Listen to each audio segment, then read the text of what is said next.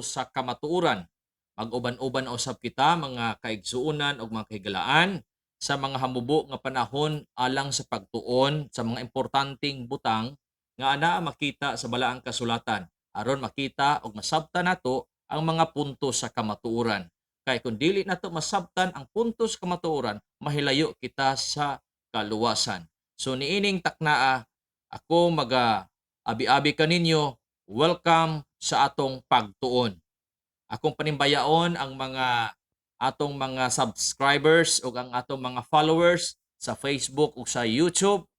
Mapasalamaton ako kaninyo mga kaigsuonan o mga kahigalaan nga diin kamo sa kanunay nga sunod nagasubaybay ni ining atong programa o sa kanunay kamo usab naga-share.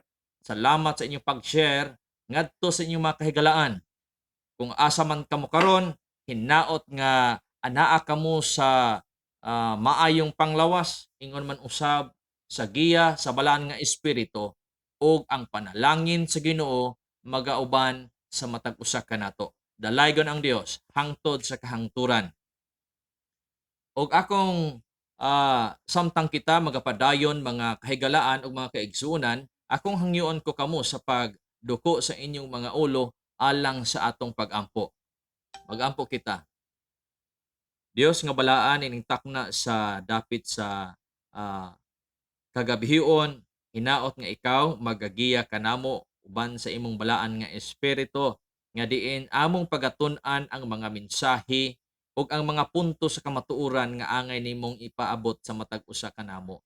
Hinaot nga imo kami pagadawaton diha lamang sa imong balaan nga pangalan nga mao si Ginoong Hesus. Amen. So akong ipaabot sa matag usa kanato nga ang atong pagtuon karon usa kini ka topic nga angay gayud nato nga matun-an tungod kay kining maong kamatuoran sagad wala kaayo kini siya mapamalandungan labi pa gyud sa mga katawhan nga diin sa kanunay nagakaon og mga dulumtanan nga mga butang. Atong sintrohon ang atong pagtuon karon mga kaigsuonan o mga kahigalaan. Ang Marcos 7, versikulo 1 ngadto sa 23. Ug ato kini siyang pagatun-an sa mga usa ka oras aron ato gayud nga makuha ang mga punto kung unsa ang atong masabtan niini.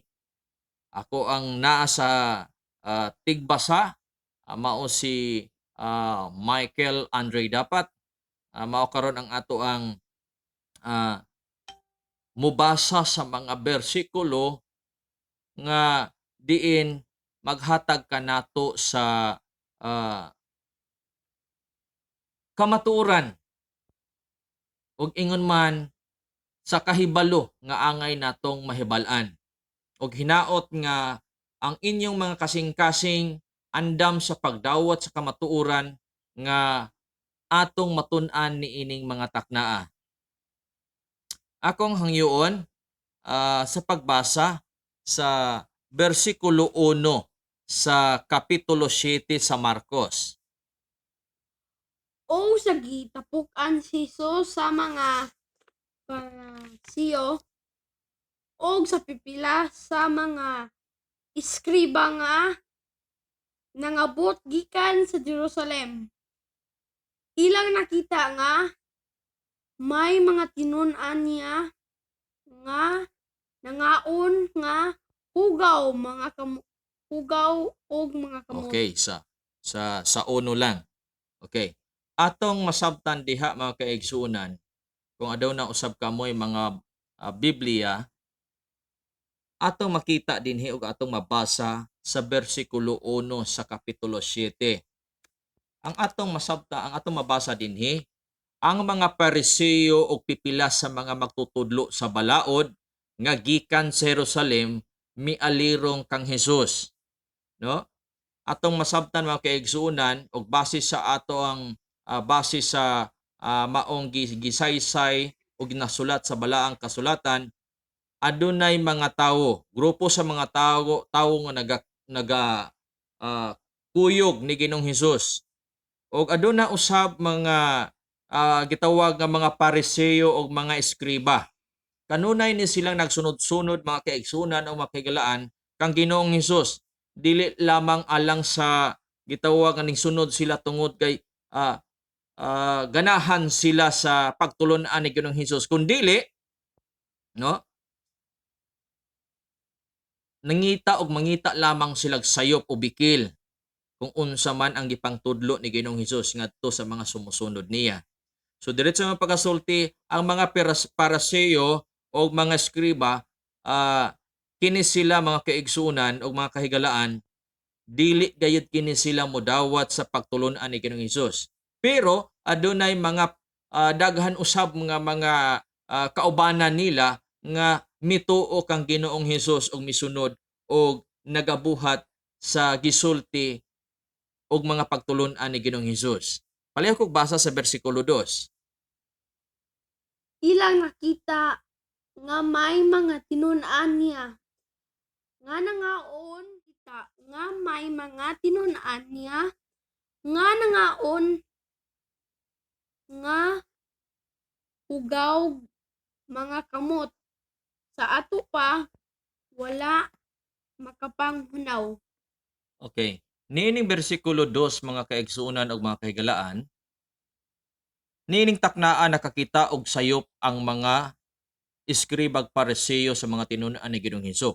Ni Ginoong Hesus. Unsa ilang nakita nga mga sayop o mga bikil nga gihimo sa mga tinun-an ni Ginoong Hesus? Ang gikaon ba sa mga tinun-an o ang dili pagpanghunaw? Mao kana siya ang angay nato nga pamalandong diha sa maong bersikulo igsoon. Sa bersikulo 2, unsay namatikdan or nakit-an nga mga bikil sa mga eskribag Pariseo nga diin ning react man sila sa gihimo nila, no? Ang ilaha bang gikaon o ang ilang dili pagpanghunaw? Klaro kaayo mga kaigsuunan sa maong record sa maong bersikulo 2 nga ang dili nila pagpanghunaw maoy nakita nga bikil. So ang punto nga makita ni ining bersikulo, walay sayop sa ilang gikaon. Ngano man, unsa di ay ang ilang gikaon? Kung imong basahon ang bugna version sa Biblia, imong mabasa mga kaigsuunan nga litra por litra nga nasulat didto nga ang gikaon sa mga tinun-an tinapay. So walay problema mga kaigsuunan. Walay problema silahang gikaon. Madayag na usab ang dakong punto nga dili dulumtanan ang ilang gikaon. Nga naman, tungod kay ang ilang gikaon mga kaigsuunan, tinapay man, dili dulumtanan o mahugaw nga mga pagkaon. Palihog kog basa sa bersikulo 3 ngadto sa 4. Kay ang mga Pariseo ugod og ang tanang mga Hudiyo dili man mukaon kun dili pa una sila makapanghunaw pag-ayo. Sa ilang mga kamot agig pagbantay sa biling kalagdaan sa mga katigulangan. Okay. So diha mga kaigsunan, nganong ning react ang mga eskribag Pariseo tungod kay nakita nila nga ang mga tinun-an ni Ginoong Hesus wala musunod sa mga tradisyon nga gikabilin-bilin sa ilang katigulangan nga maoy ilang gipangtudlo ngadto kanila. Klaro kaayo nga mas dako kaayo ang ilahang pagtamod sa mga gikabilin-bilin nga mga pagtulun-an.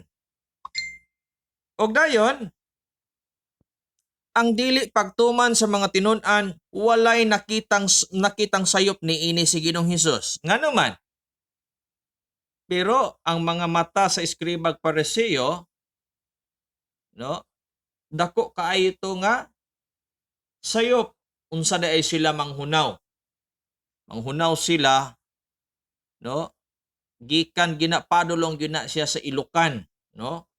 Kuan gyud halos tibuok nga kamot hugasan gyud na. Inana sila ka mitikuloso mahitungod sa papanghunaw mga kaigsuonan. No, gani kita kung manghunaw ta na tuslo ra tagamay, no? Pagkahuman tungod sa pagdali-dali na diretso nagkaon siguro kay gigutom.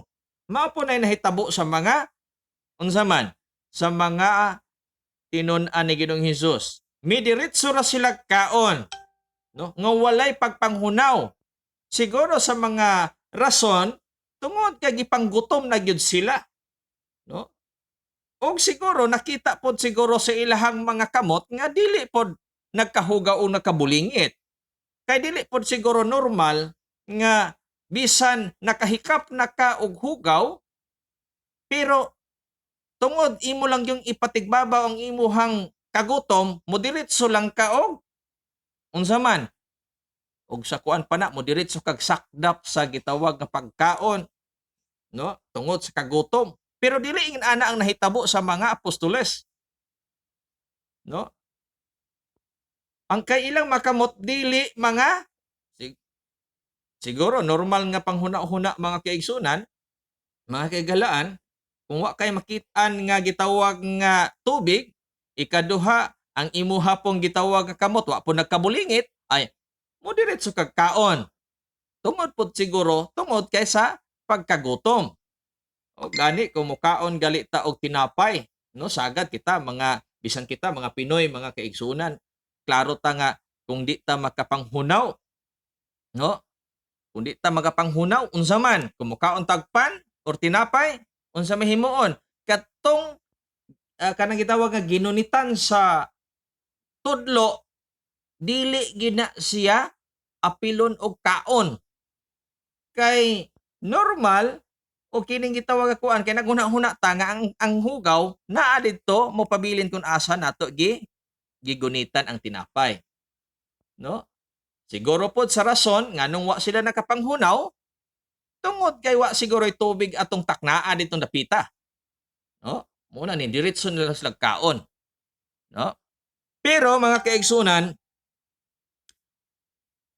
ang dili nila pagtuman sa tradisyon nga gikabilin-bilin sa mga katigulangan nga gipangtudlo sa mga Pariseo ug Eskriba, walay nakita nga sayop ni ini o wala kini gipakasayop ni Ginoong Hesus, no?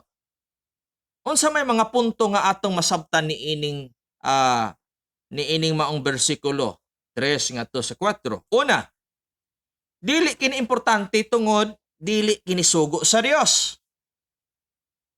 Ang pagpanghunaw mga kaigsunan,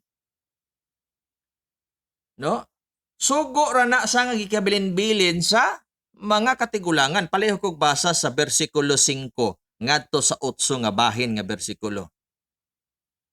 Og kaniya nangutana ang mga Pariseo ug mga eskriba nga nag-ingon, ngano ba nga ang imong mga tinun-an wala man maggawi sumala sa gikabilin-biling kalagdaan sa mga katigulangan ug nangaon man tinuon nga hugaw mga kamot ug siya miingon kanila, maayo gayud ni Isayas ang pagkahimo sa propesiya mahitungod kaninyong mga maot sumala sa nasulat mga nagaingon, kining mga tawhana nagpasidungog kanako pinaagi sa ilang mga ngabil apan halayo kanako ang ilang kasing-kasing. Kawang lamang ang ilang pagsimba kanako sanglit sa ilang pagpanudlo. Ila mang gipaka doktrina ang kalagdaan nga hinimo lamang mga tawo. Inyong gibiyaan ang kasuguan sa Dios ug maoy inyong ginahawiran ang gikabiling kalagdaan sa mga tawo. Okay. So klaro kayo mga kahigalaan o mga kaigsunan nga wala kayo gihatagan na siya og importansya sa Ginoo ang gihimo sa mga apostoles. Kay para niya dili kadto sayo. Nga naman, unsa ra day ang sayop? Ang pagbantay sa mga eskribag pareseyo nga sobra na kaayo ka stricto mahitungod sa pagsunod sa kalagdaan nga hinimo lamang tawo. So ang pagpanghunaw igsuon sugo lamang kadto sa ilahang mga katigulangan. O sa sobra nila mga kaigsuonan pagtamod niini, nakalimtan na nila ang pagsunod, mas bugad pa nilang pagsunod sa kabilin-bilin nga mga tradisyon, sa mga gikabilin-bilin nga mga katigulangan kaysa pagsunod sa tinuod nga sugo sa Ginoo, no? Ang pagpanghunaw dili sugo sa Ginoo. Unsa man di ay ang gisugo sa Ginoo kanila nga mga pinili nga katawhan sa Dios. Ang gisugo kanila sa mahitungod sa gitawag nga kanang gitawag nga pagkaon, no? Anaa makita sa Leviticus 11 ug Deuteronomy 14. Naa din ha ang mangkun unsay angay nilang panganon. Wa diha gibutang nga inanion ang pagpanghunaw, no? Mas importante ang sugo sa Ginoo kaysa sugo sa mga gikabilin-bilin sa katigulangan, no? Ikaduhang punto nga atong masabtan ni ining atong pagtuon. Dili inisayop ang wala nila pagpanghunaw tungod dili dulomtanan ang ilang gikaon. So nakuha na ato ang punto. Usbon ako igsuon para ato gyud nga masabtan ang punto nga ikaduha. Dili sayop ang wala nila pagpanghunaw sa mga tinun-an. Tungod kay dili dulomtanan ang ilahang gikaon. Ang sayop dito, no? Kung nangaon sila ang ilang gikaon, dili tinapay, kun dili mga gitawag nga dulomtanan. Ikatulo nga punto nga atong masabtan ni ining Marcos 7 mga kaigsunan o mga kahigalaan. Ang ikatulo ni ini, ang sayop ni ini kung ang ilang gikaon dulomtanan, bisan pag sila manghunaw og kadaghan. No? Kay bisan pag manghunaw ka kadaghan sa imong kamot, pero ang imo hapong gipaslak sa imong baba, dulomtanan, then unsa man maotoy sayop nga naman ning tuman ka sa pagpanghugas ng kalagdaan og tawo pero wa ka ning tuman sa sugo sa Ginoo kun unsay angay nimong kanon. Nga gisugo man ta ana, gisugo ang piniling katawhan sa Dios. No? Kung mutuman ka manggali sa sugo sa tawo nga pagpanghunaw, unsa na pagkaha ang pagtuman sa sugo sa Ginoo kun unsay angay natong kanon. Ikaapat nga punto nga atong makuha dinhi mga kaigsunag, mga kahigalaan. Stop sa kanang nawo. Ikaapat ni ini nga punto mga kaigsunan nga atong makuha dinhi sa Marcos 7. Sa sobrang pagtamod ug pagpadako sa mga tradisyon nga hinimo lamang mga tawo, makapahilayo kanimo sa Dios. Kay sumala sa giingon sa balaang kasulatan, sumala sa gisulti ni Ginoong Hesus ngadto sa mga eskribag Pariseo sa bersikulo 6 ngadto sa 13. Pala ko basa. Bersikulo 6 ngadto sa 13. Og siya miingon kanila, maayo gayod ni Isayas ang pagkahimo sa Siya may tungod kaninyong mga maot sumala sa naisulat nga nagaingon, kining mga tawo kana nagpasindungog kanako pinaagi sa ilang mga ngabil, apan halayo kanako ang ilang kasing-kasing kawang lamang ang ilang pagsimba kanako tanglit sa ilang pagpanudlo ila mang gipadoktrina ang kalagdaan nga hinimo lamang mga tawo. Inyong gibiyaan ang kasugoan sa Dios ug maoy inyong ginahawiran ang gikabilin-biling kalagdaan sa mga tawo. Og siya miingon kanila, maayo gayud ninyong pagkasalikway sa sugo sa Dios aron inyong kabantayan ang inyong gikabiling kalagdaan. Kay si Moses nag-ingon, tumahod ka sa imong amahan ug sa imong inahan, ug ang magasultig daotan batok sa iyang amahan o inahan, kinahanglan gayud patyon siya. Apan magaingon kamo, kun ang usa ka tawo makaingon lang ngadto sa iyang amahan o inahan, ang kapahimuslan mounta gikan kanako korban nga sa ato pa gikahatag ngadto sa Dios. Sa ingon niini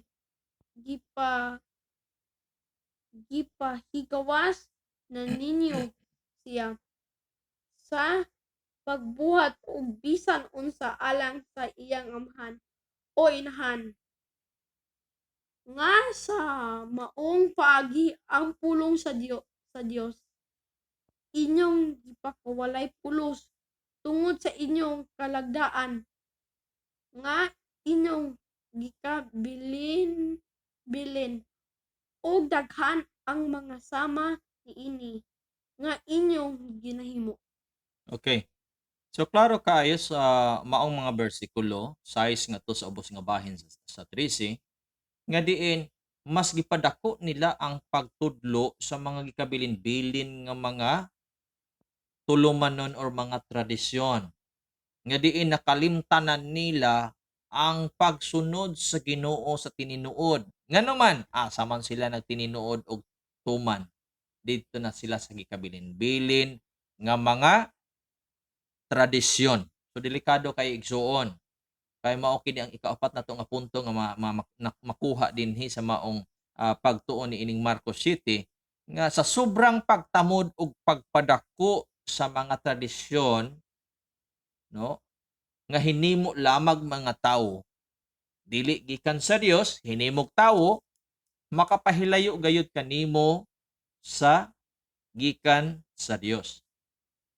So daghan kaayo karon nga giisip mga kaigsuon kahigalaan nga mga tradisyon nga hinimo lamang mga tawo nga mao gipadako kay sa pagsunod sa sugo sa Ginoo. So ang gipunting diri ni Ginoong Hesus ang kadtong pagpanghunaw nga maoy ray nakita sa mga ah, sa mga Pariseo og mga skriba nga nakita nila nga wa ming sunod sa tradisyon nga ilahang gipangtudlo ngadto kanila. So delikado kayo igsoon kung diha ka magkinabuhi or magpadako ikaw sa gitawag tradisyon pero ang sugo sa Ginoo, no, ang paghigugma ngadto sa tawo o paghigugma ngadto sa Dios mawala na sa imuhang kasing-kasing og hunahuna na mao na ang pagsimba naa na lang sa tumoy sa dila, no, wala diha magasugod sa kasing-kasing. Ngano man tungod kay nahilayo na ang kasing-kasing, no?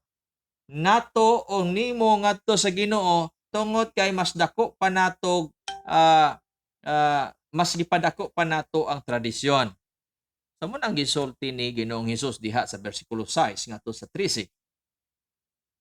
So atong padayunon sa pagbasa, kung unsa ang gisulti ni Ginoong Hesus nga diin mausab kini karon ang nahimo nga kapital sa mga tawo nga nagaangkon nga mga Kristohanon apan sa kanunay nagalapas sa kasuguan sa Ginoo labi pagyud sa gisugo sa Ginoo nga prescription sa ngadto sa iyang mga piniling katawhan nga unsay kanon o unsay dili.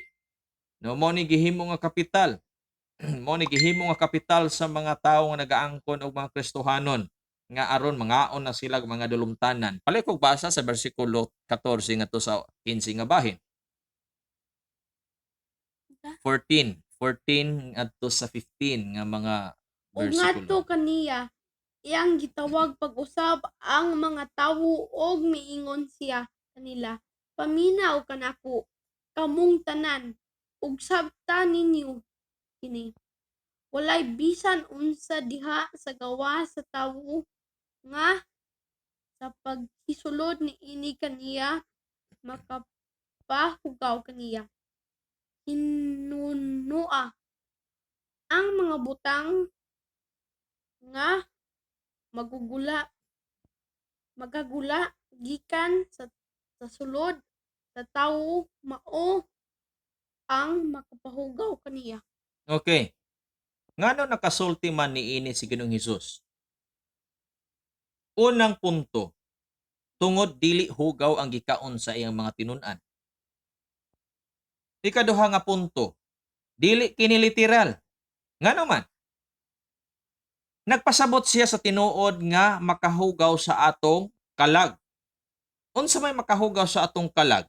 Palayo kog basa sa versikulo 20 verse 20 to 23. Og siya miingon, ang nagagula gikan sa sulod sa tawo mao ang makapahugaw sa tawo.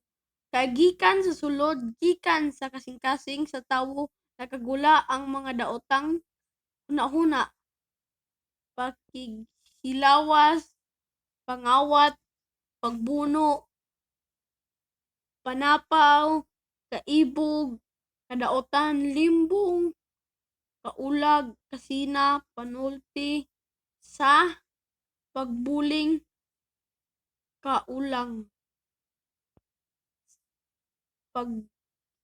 pagbuling sa dungog, pagka mapahitason, binuang tanan kining mga butanga. Daotan nagagikan sa sulod ug mao kini ang makapahugaw sa tawo. Okay. Ngano nakasulti si Ginoong Hesus niini? Ngano? Sa unang punto, dili hugaw ang gikaon sa iyang mga tinun-an. Ikaduha, dili kini literal. Ngano man? Nagpasabot siya sa tinuod nga makapahugaw sa atong kalag kadtong gikan sa atong kasing-kasing nga mga dautan. Ikatulo, nga punto nga atong makuha ni ining atong pagtuon karon. Delikado kaayo igsuon. Kung imo kining sabton nga literal. Kining ang maga sulod sa baba maoy dili makapahugaw kung dili kadtong katong magawas nga gikan sa kasing-kasing maoy makapahugaw kanimo. Delikado kay na igsuon kung mao na imuhang literalon pagsabot. Ngano? Kalibanga imong labas. Nganong kalibanga man imong labas? No? Hala, pagtiin ragod og tubig nga gikan sa kanal o sa inidoro ba? Di ba ka makalibanga kung sundon nimo na siya nga literal. Nga ang magasulod sa baba, dili makapahugaw.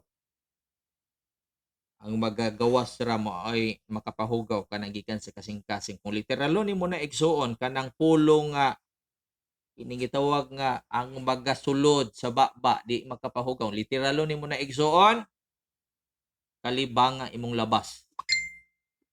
Oh. Kinsa bagoy wa gikalibanga nang inom og tubig sa pita o sa kanal, no?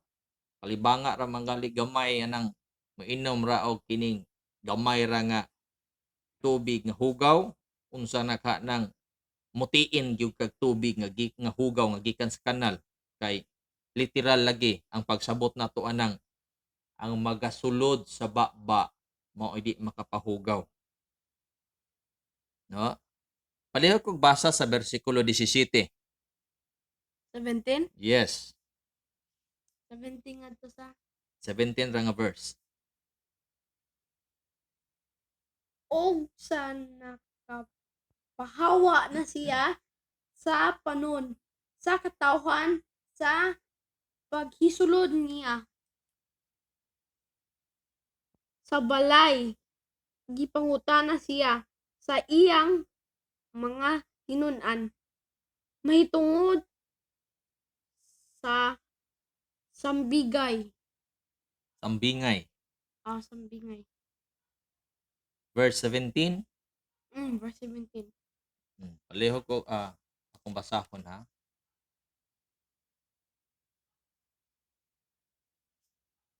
Ang pagkabasahon ang 17. Dili day 17. 19. Palihog kog 19? basa sa 19, 19. 19 nga verse. Sanglit dili man kini masulod sa iyang kasing-kasing kundili nganha man lamang sa iyang tiyan ug busa iga itsa para sa gawas sa ingon ni ana. Iyang gipahayag nga malinis di ay ang tanang kan-unon. Okay. So dire nga hubad mga kaigsuon ag mga kahigalaan sa bersikulo 19. Kay ang pagkaon dili man mosulod sa iyang kasing-kasing kun dili ngadto sa iyang tiyan. Ug unya mugula usab gikan sa lawas. Sa pagsulti ni Hesus niini iyang gipahayag nga mahimong kan-on ang tanang pagkaon. Insakto, mahimong kan-on ang tanang pagkaon. Insakto, wala na siya sayop igsuon. Kay gipamulong kana ni Ginoong Hesus. Kanus agod na himong pagkaon sa mga piniling katawhan sa Dios ang dulomtanan nga giisip nga pagkaon sa mga hintil. Buot pasabot, ang pagkaon nga gigamit dinha ni Ginoong Hesus nga pulong, pagkaon nga kanunon nila. Kanunon sa mga katawhan sa Dios. Kinsa man day ang katubang dinhi sa Marcos 7? Mga iskribag pariseo, mga tinun-an, mga katawhan, nga mga Hudiyo. Ang pangutana, no? Kanus agod na himong pagkaon sa mga piniling katawhan sa Dios, ang dulomtanan nga giisip nga makaon sa mga hintil. Kay maora ba kini nga maong bersikulo mo gigamit nga ay pwede nang kanon tanan basta pagkaon lang murag pormag pagkaon hala pwede na nako nang kanon bisan pa og nasulat na diha sa Biblia nga mauni mga litra por litra gyud nakabutang diri nga dili angay kanon pero kay giluto siya nahimong pagkaon, no? Nga gipangkaon sa mga dili nga mga katawhan sa Dios. Dan imo pong isipon nga pagkaon dili na mao nga panghuna-huna igsoon. Ngano man, no? Kinahanglan nga atong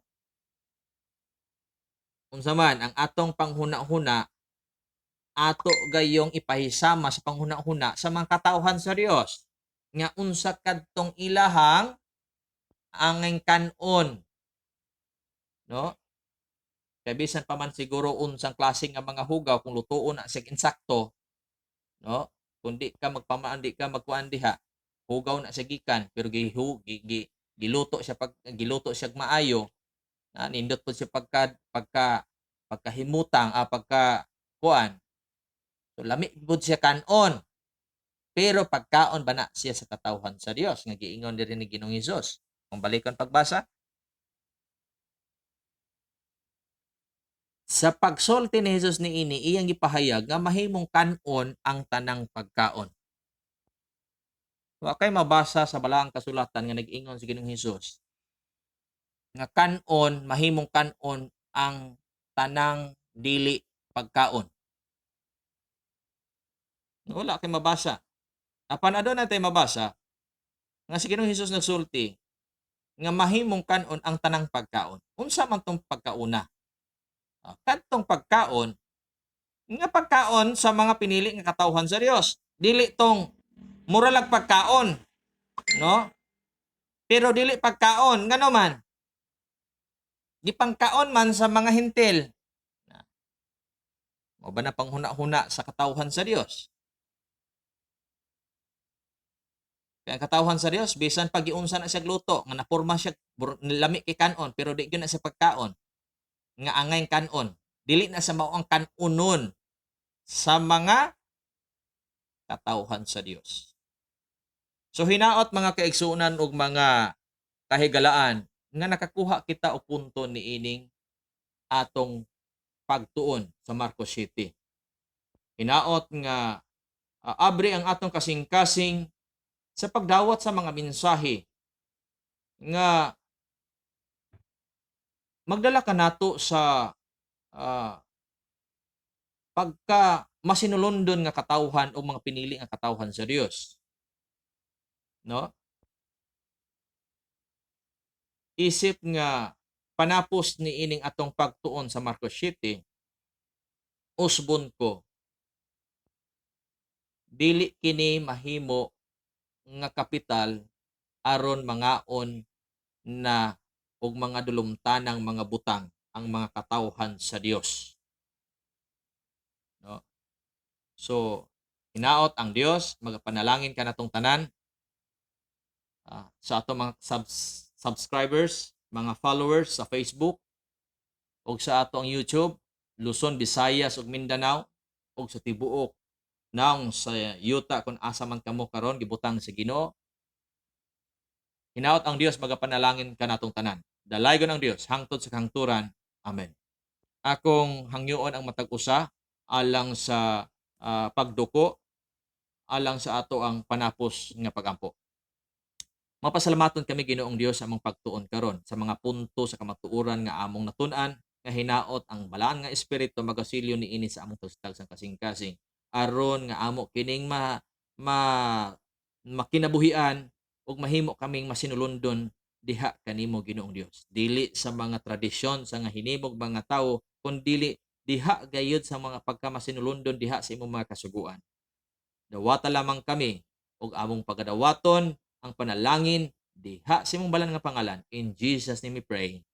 Amen.